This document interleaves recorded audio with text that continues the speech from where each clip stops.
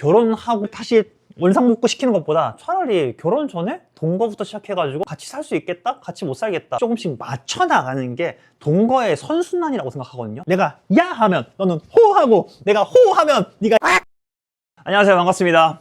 뭔가 텐션 떨어져 보이죠? 날씨 너무 추워. 이번 주 진짜 너무 추워서 너무너무 힘들고 텐션 너무 떨어져. 그래도 진행할 건 진행해야겠죠? 오늘 선택한 고민은 동거 관련된 일이에요. 저도 뭐 이것저것 다 해본 사람으로서 할 말이 많긴 하지만 일단은 고민 내용 같이 읽어보면서 진행할게요. 추우니까 빨리 가자. 저는 자취 7년차 직장인입니다. 결혼을 전제로 만나는 남자친구가 자꾸 우리 결혼 전에 한번 같이 살아보는 거 어때? 라며 동거를 제안하는데 어떻게 하는 게 좋을지 고민입니다. 사실 저는 20대 초반부터 중반까지 룸메이트들과 산전수전 다 겪어봤거든요. 첫 번째는 21살 때였어요. 고등학교 때부터 영혼의 단짝이었던 친구와 대학교 때 룸메이트가 됐는데 우리 정말 잘 맞잖아. 평생 같이 살자. 하면서 호기롭게 시작했는데 현실은 시궁창. 가장 큰 문제는 돈이었습니다. 월세를 반반 낸다고 쳐도 공과금이나 식비, 생필품비는 칼같이 나누기가 불가능하더라고요. 그치? 내가 사온 과자를 친구가 먹으면 좀 아깝다는 생각도 들고, 친구가 샴푸를 좀 많이 쓰면 왜 저렇게 존나 펑펑 쓰지? 하면서 눈치를 주게 됐습니다. 결국 이렇게 사소하고 찌질한 돈 문제 때문에 서로 감정만 상해서 1년도 안 돼서 찢어졌죠. 물론 우정에도 금이 갔고요. 추워서 입이 언다. 미안해요.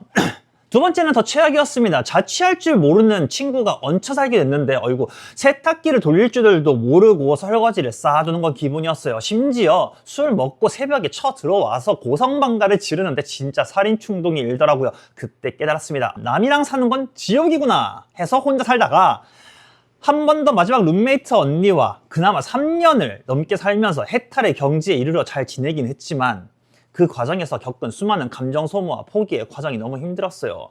그런데 이런 것을 말하면 남자친구는 해맑게 웃으면서 우리는 사랑하니까 다를 거야. 같이 있으면 매일매일 데이트하는 기분이 될 텐데 왜 같이 안 살려고 그래? 저는 사랑이랑 생활은 완전 별개라고 생각하거든요. 오히려 사랑하는 사이라서 그 찌질한 돈 문제, 빨래, 설거지 문제로 싸우다가 환상마저 깨질까봐 너무 무섭습니다.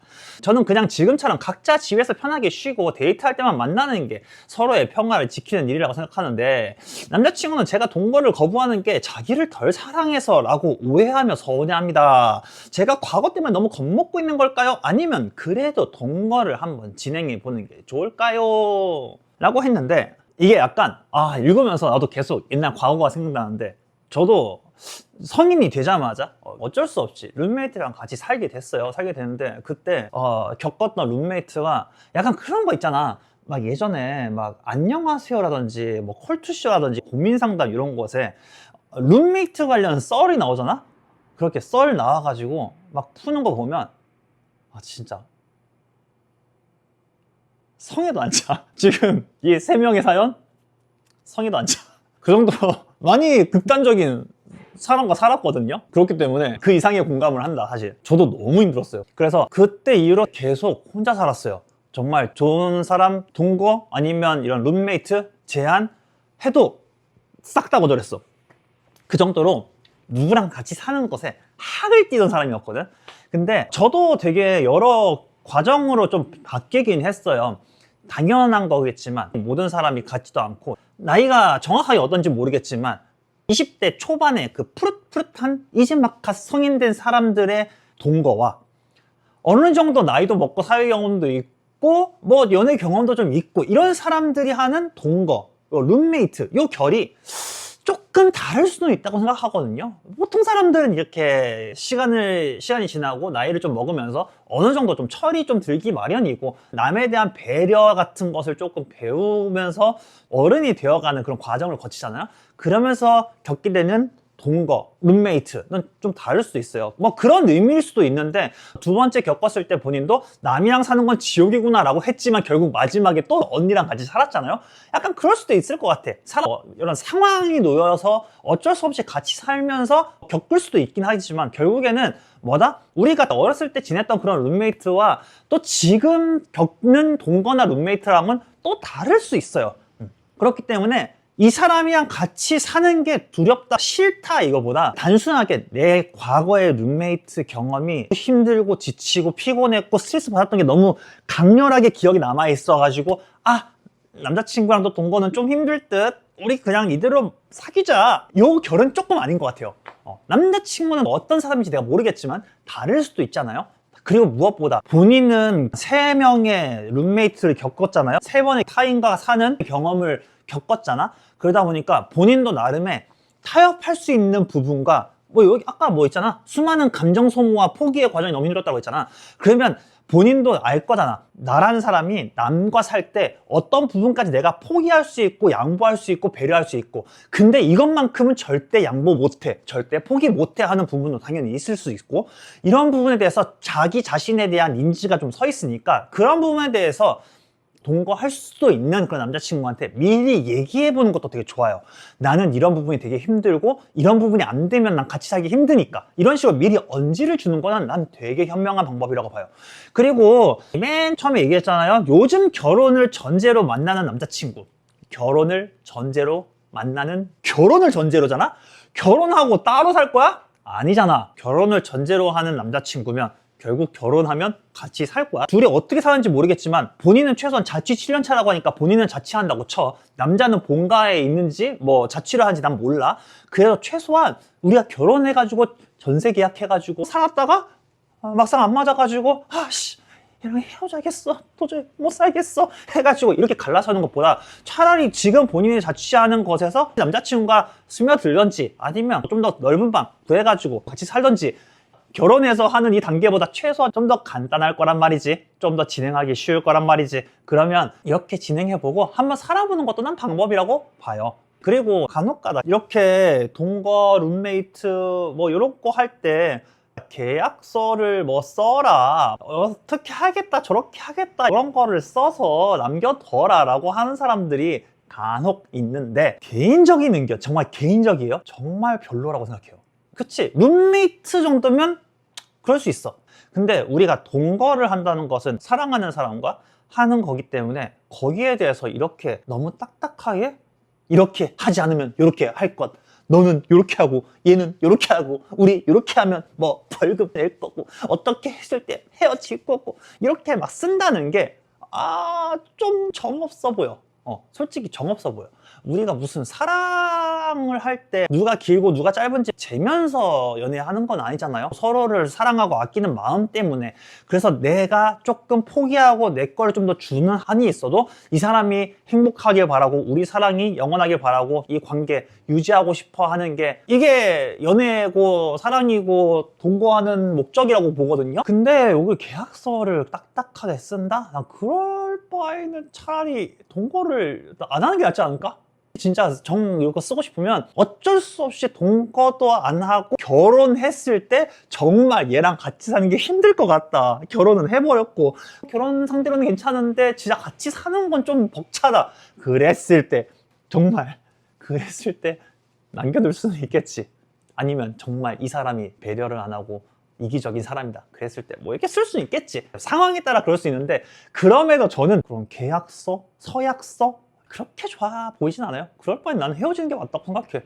그 정도로 차갑게 대하고 양보 못하고 포기 못하고 한쪽이라도 그런 마음이 들면 굳이 이 둘이 연애를 하고 동거를 하는데 의미가 있을까?